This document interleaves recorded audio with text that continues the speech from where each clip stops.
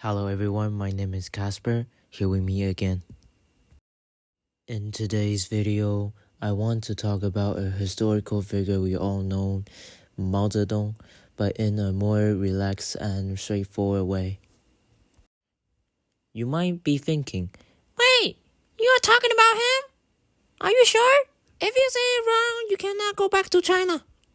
So I went back to the library, started flipping through the books, and end up landing on the man who claimed himself as the red sun in the sky. Now, just a quick head up, this video is short, simplified, and may feel a bit one-sided, just enough to give you a fresh perspective, maybe even inspire you to explore more on your own. Let's begin our chapter. Mao was born in 1893 in Shaoshan, Hunan. His father was strict and practical while his mom was kind and religious.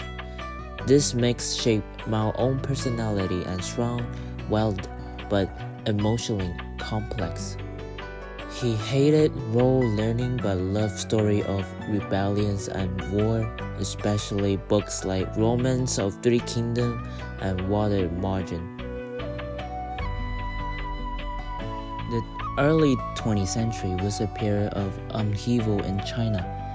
The fall of Qing dynasty and the rise of republicanism create a power vacuum and ideological ferment.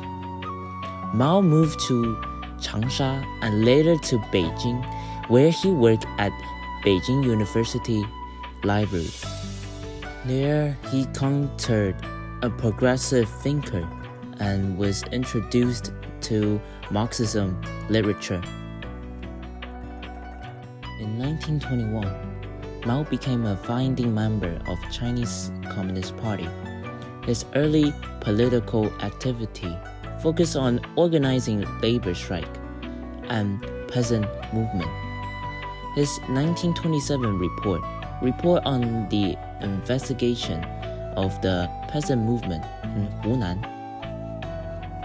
He believed that farmer, not just factory worker, could lead the revolution, which was a big change from what most Marxism thought at that time. Rise to power. In 1934, Mao and his army were forced to retreat from a dangerous situation. This retreat became known as the Long March, a 9,000-kilometer journey through mountains and rivers. It was very tough, but Mao's leadership during this time impressed many people in the Communist Party. He showed strength, strategy, and determination, and that helped him become the top leader. Honglong, there was a thing on the east coast of China. When Japanese invaded China in 1937, Mao used the war as a chance to build up his power. He focused on taking control of ruined area, giving land to peasants, and training guerrilla fighters. After Japan surrendered in 1945, China got civil war. By 1949, Mao and the Communist Party won, and he declared the founding of People's Republic of China.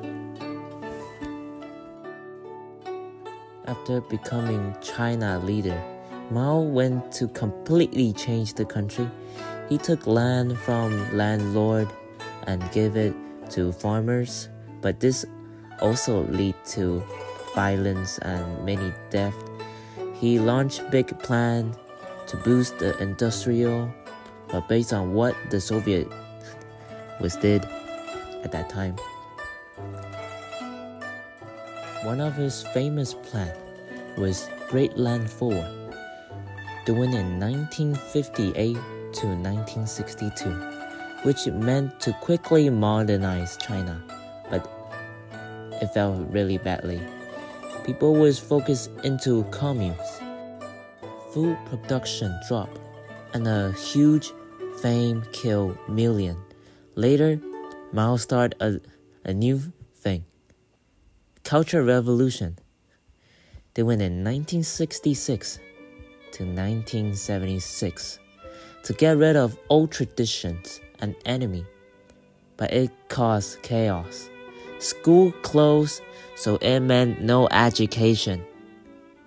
People was attacked because they don't care now, and culture ruined a ton of treasure at that time, so which it damaged traditional Chinese culture. Mao's personal life was very complicated. He had several wives, and one of them, Yang Kaihui, was killed because she refused to betray him. Later in life, many of his relationships seemed political rather than romantic. Mao was a charismatic. He knew how to inspire people, but he also became paranoid. He doesn't trust anyone easily and create a strong image of himself everywhere. I mean, literally everywhere. His quotes were collected into a little red book, which everyone had to read.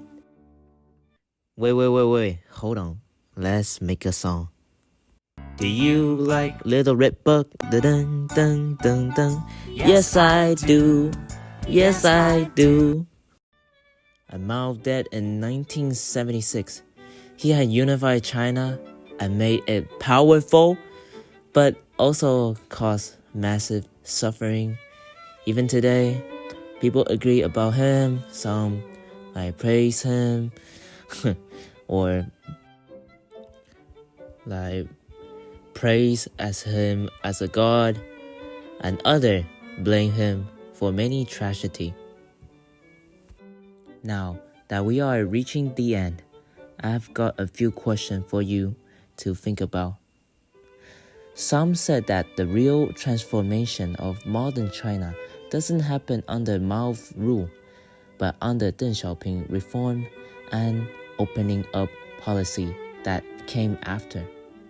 So how should we view Mao's life? Was he founder or a barrier to progressive? Leave your answer below in the description, telling me you guys thought, and see you next time.